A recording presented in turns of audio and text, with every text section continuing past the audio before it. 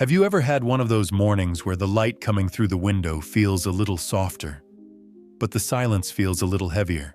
Maybe you sat with your coffee, hands wrapped around the warmth, staring out at the world you've known for so long, and felt just a little bit forgotten in it. Not in a dramatic, painful way, but in that quiet ache that whispers, "When did my life become so still, so quiet, so small?" There's a strange moment, often after 60, where you begin to notice the gaps, not just in your schedule, but in your soul. The space where grandchildren's laughter used to be.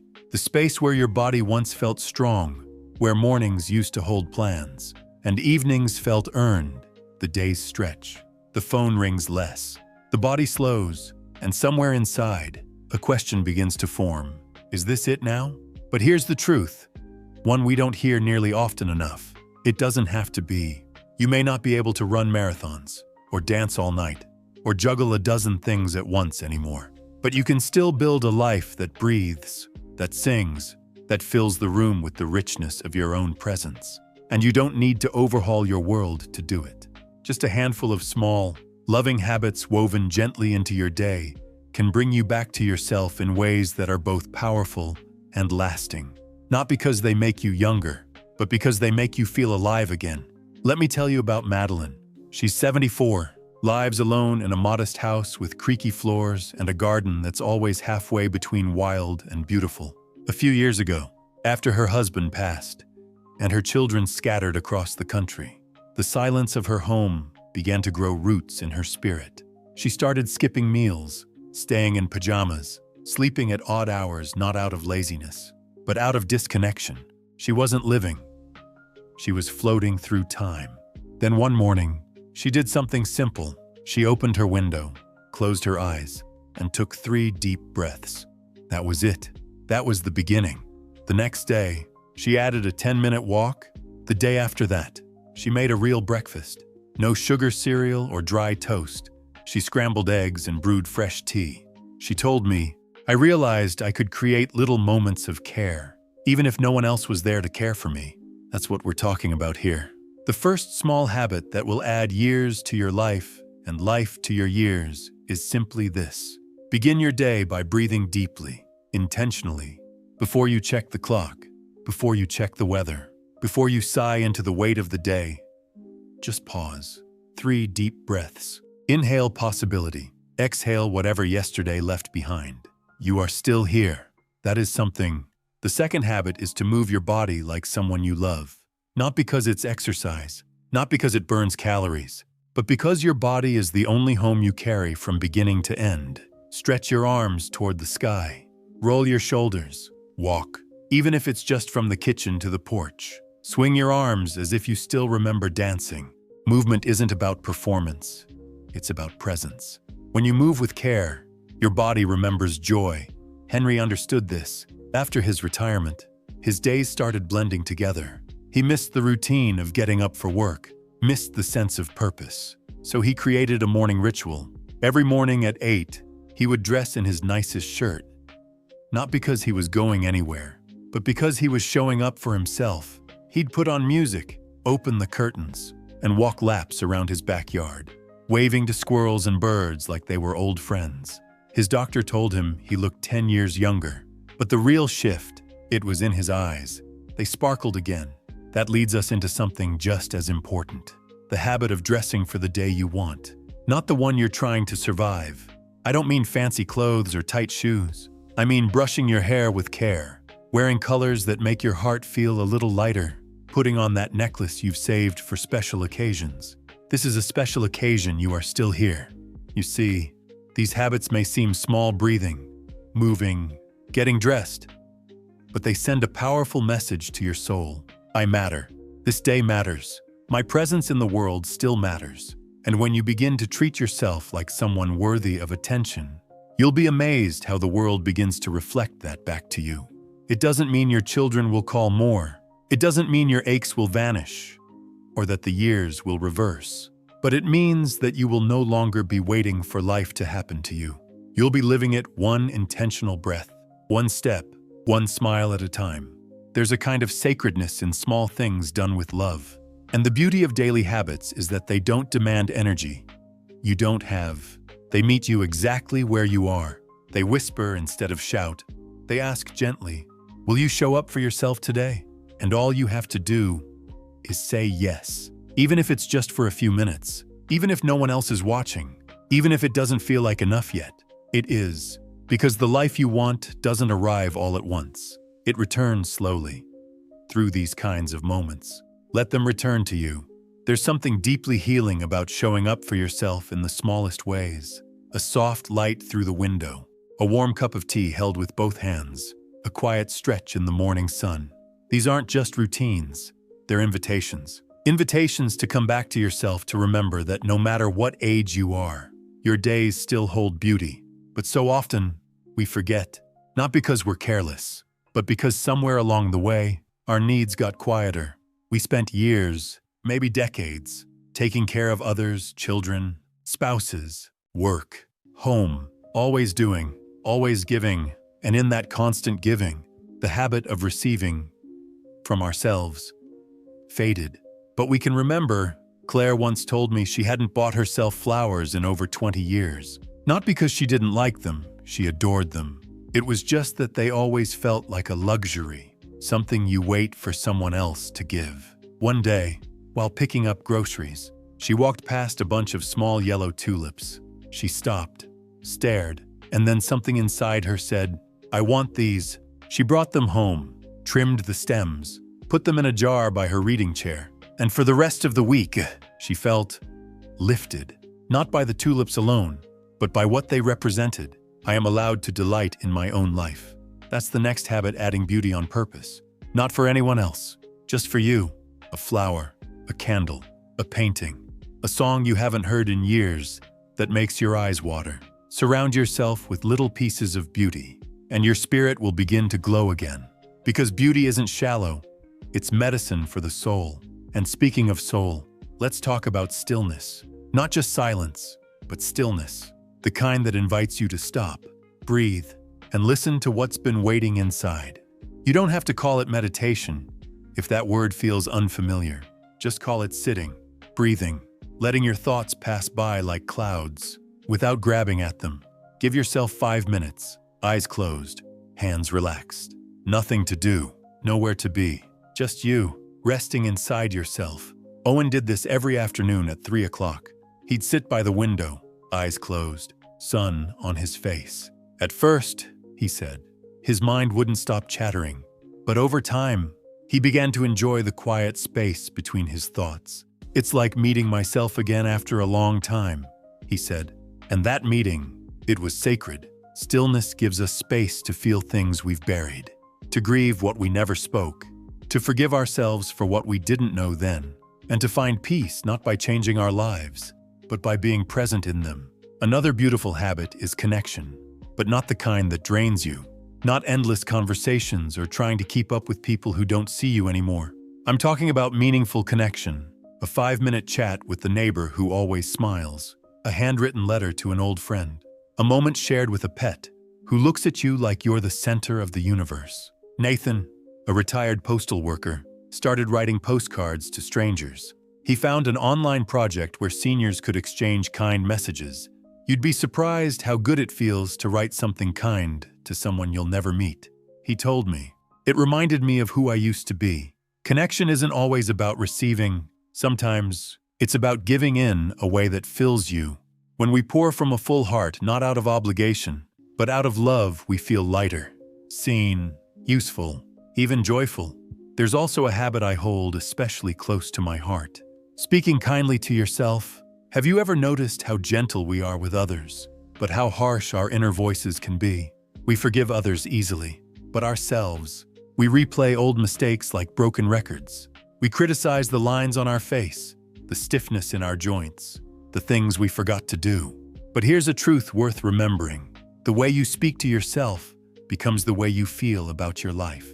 So start small, catch the critical thoughts, and soften them. Instead of I'm getting so slow, try I'm moving gently today. Instead of I look so tired, try my face carries the story of a life well lived. These shifts are quiet, but they matter.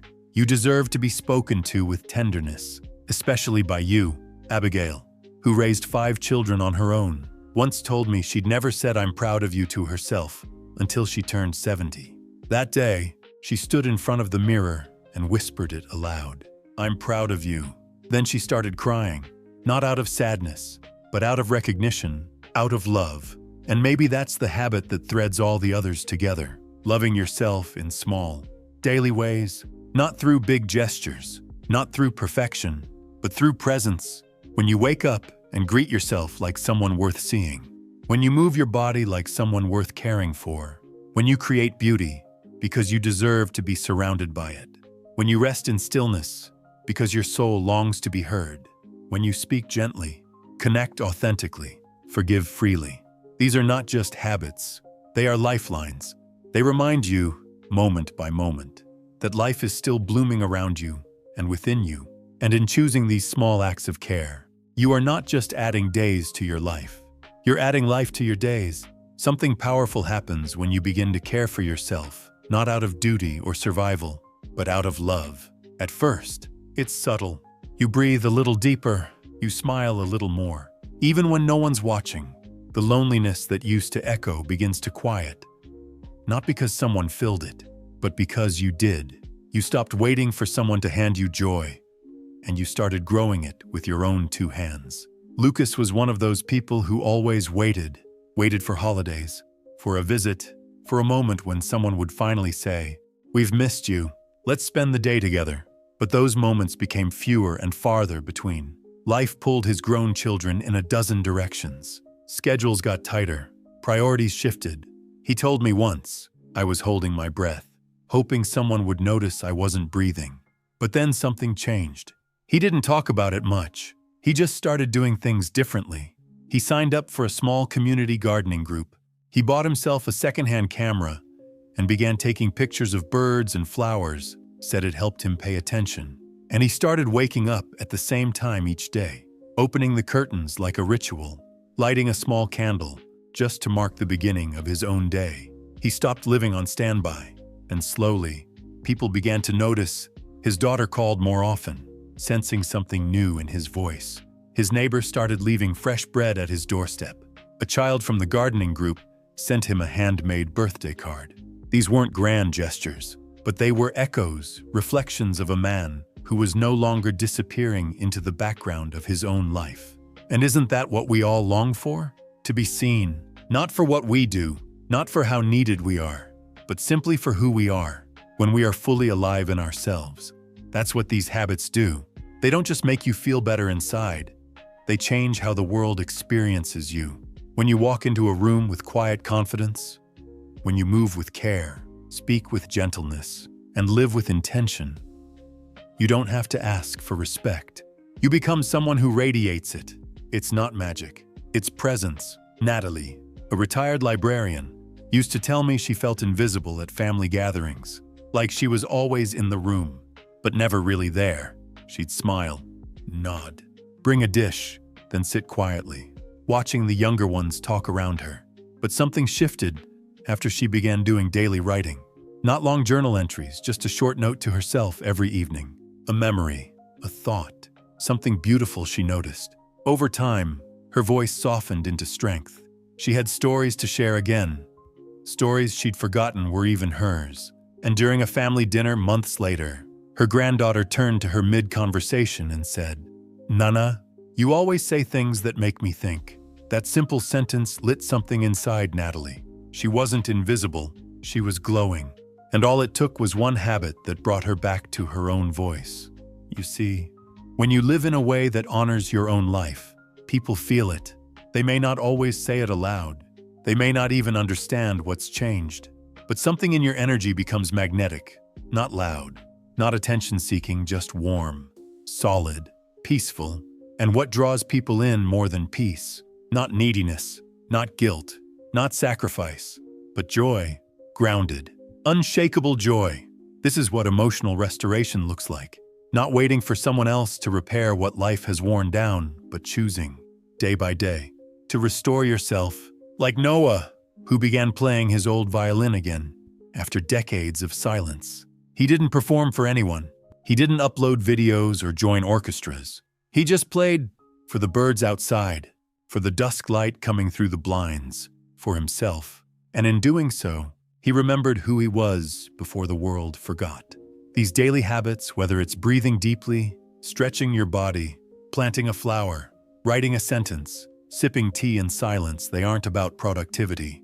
They're about presence, about stepping fully into the life you have, instead of mourning the one that's past.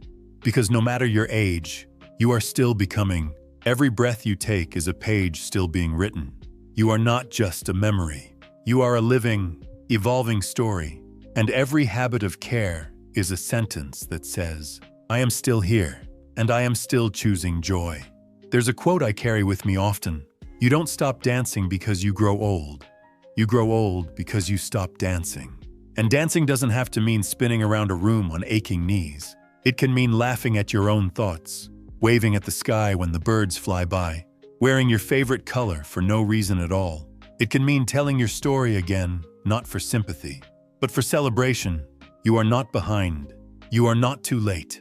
You have not missed your chance to feel deeply, to live richly, to be fully you, because joy, my friend, is not something we wait for. It's something we make room for. And these tiny daily habits, the ones you've been gently gathering, are the doorways to that joy.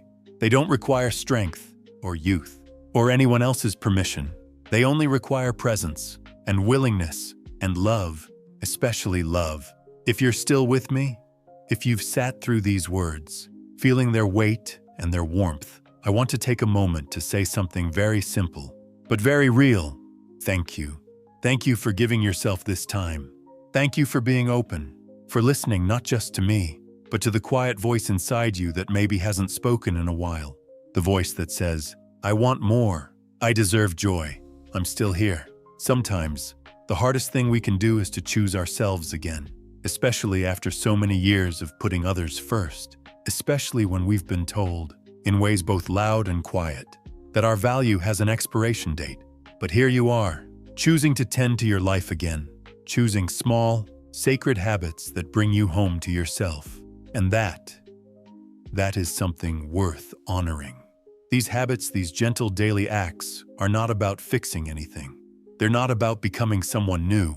They're about returning to the version of you who notices beauty, who still holds wonder, who still longs for connection.